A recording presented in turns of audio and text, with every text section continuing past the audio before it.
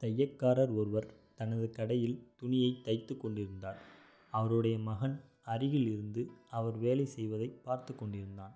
தையற்காரர் ஒரு புது துணியை எடுத்தார். அதை அழகிய பளபளக்கும் கத்தரிக்கோலால் துண்டுகளாக வெட்டினார். பின்னர் கத்தரிக்கோலை காலருகே போட்டுவிட்டு துணியை தைக்கலானார். துணியை தைத்து முடித்ததும் சிறிய ஊசியை எடுத்து தனது தலையில் இருந்த தொப்பியில் குத்தி பத்திரப்படுத்தினார்.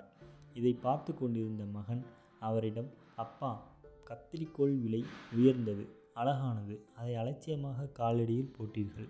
ஊசி சிறியது, மலிவானது. ஆனால் அதை தலையில் உள்ள தொப்பியில் பத்திரப்படுத்தினீர்கள். ஏன்?" என்று கேட்டான். "நீ சொல்லுவது உண்மைதான்" என்றார் தையற்காரர். கத்தரிக்கோல் அழகாகவும் மதிப்புள்ளதாகவும் இருந்தாலும் அதன் செயல் வெட்டுவது, அதாவது பிரிப்பது. ஆனால் ஊசி சிறியதாக இருந்தாலும் மலிவானதாக இருந்தாலும் அதன் செயல் சேர்ப்பது. ஒருவருடைய மதிப்பு அவருடைய செயலைக் கண்டே நிர்ணயிக்கப்படுகிறது, அவர் உருவத்தை வைத்து அல்ல.